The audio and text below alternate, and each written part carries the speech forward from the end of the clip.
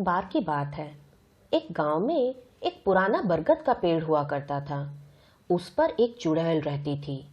वो चुड़ैल थोड़ी अजीब थी। उसको हंसी मजाक, नाचना गाना, इन सब से सख्त नफरत था। इसलिए जब कभी कहीं पर हंसी खुशी का माहौल होता या ठहाके लगते, उसके अगले ही पल वहां पर किसी की अचानक मौत हो जाती, क्योंकि चुड़ैल दूर से ही उस हंसते हुए इंसान को देखकर उसका जैसे खून पी जाती थी। धीरे धीरे उसने एक एक करके सारे खुशमिजाज लोगों को मारना शुरू कर दिया था। लोगों ने अब उसके प्रकोप से खुश रहना ही बंद कर दिया था। जब कभी भी कोई अपना कला का प्रदर्शन करने के लिए, नाचने या गाने के लिए गांव से बाहर जाता था, चुड़ैल उसको लौटने के रास्ते में ही खत्म कर देती थी। पूरा गांव अब उसके प्रकोप से दुखी हो रहा था।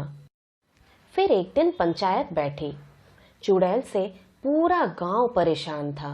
इसलिए लोगों ने मिलकर सरपंच से चुड़ैल से छुटकारा पाने का हल पूछा। मुझे तो कुछ समझ ही नहीं आ रहा। ना जाने किसकी नजर लग गई है हमारे गांव को। मैं करूं भी तो क्या करूं? उस चुड़ैल से ताकत में जीता भी तो नहीं जा सकता।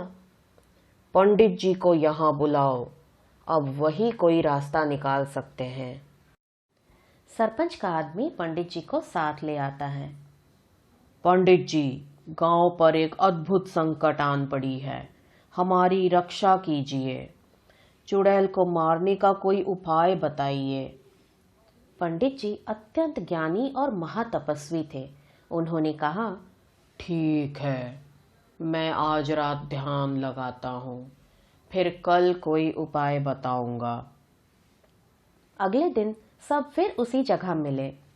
पंडित जी कहते हैं, देखो गांव वालों, गांव में हंसी खुशी का माहौल रखना बहुत ज़रूरी है। तुम लोगों को तो पता है, जहाँ कला और संगीत का वास होता है, वहाँ मनहूसियत के लिए कोई जगह नहीं बचती। जहाँ ज्ञान और रोशनी हो, वहाँ अंधकार नहीं टिक सकता। 2 दिन बाद सरस्वती पूजा है। पूजा का महा आयोजन करो और हवन की तैयारी करो। किसी तरह चुड़ैल को माता के मूर्ति के सामने ला खड़ा करना, बाकी मैं संभाल लूँगा। अब सवाल ये है कि चुड़ैल को पंडित जी के पास लाए कौन? वो भला किसके वश में है? राजू उसी गांव का रहने वाला एक बड़ा ही होशियार लड़का था। वैसे तो वो अनाथ था, लेकिन सरपंच के घर में ही पला बड़ा था। वो सरपंच के बेटे जैसा था। उसकी उम्र लगभग 20 साल थी। देखने में जितना सुंदर, कर्म से उतना ही गुणी और चतुर था। गांव वालों ने सोचा, क्यों ना ये काम उसी को सौंपा जाए। जैसे ही गांव वालों ने सरपंच के सामने ये प्रस्ताव रखी, राजू ने कहा, ठीक है, अगर आप लोगों को भरोसा है कि मैं ये काम कर सकता हूँ, तो मैं इसे करने की कोशिश ज़रूर करूँगा। वो शाम को अपने दोस्त रवि के घर जा पहुँचा।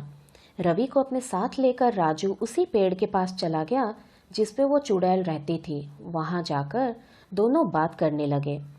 रवि, मैं सोच रहा था कि क्यों ना कल सुबह तालाब से मछली पकड़ी जाए। बहुत दिन हो गए हैं मछली खाए हुए।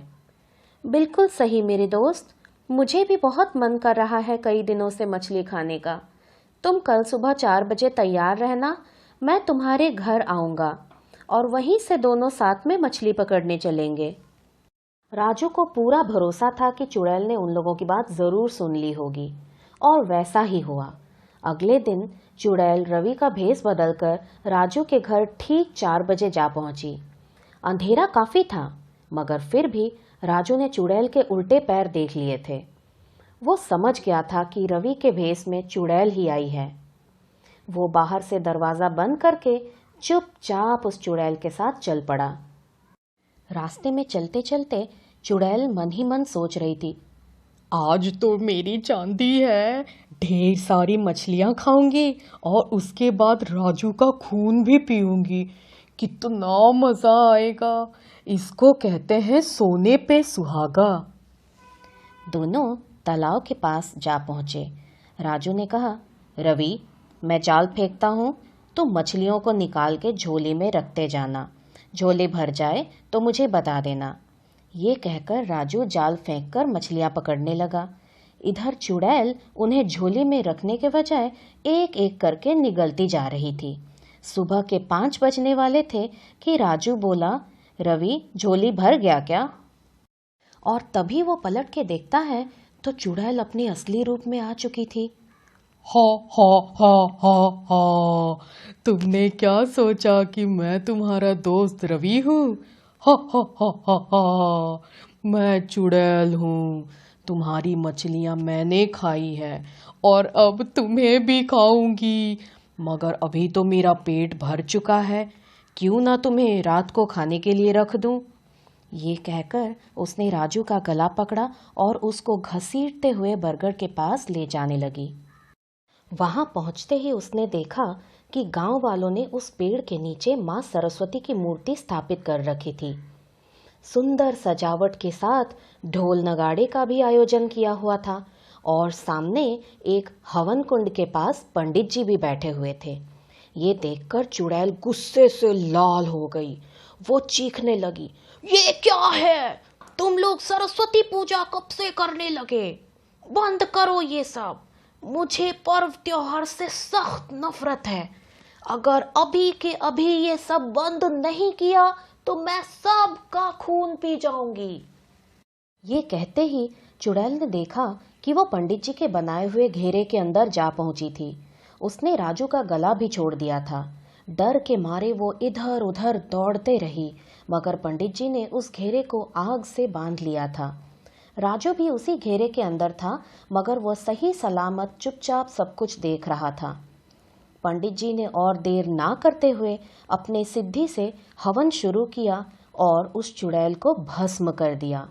गांव वालों ने राजू का और पंडित जी का शुक्रिया अदा किया और चुड़ैल से मुक्त होकर खुशी खुशी दिन बिताने लगे।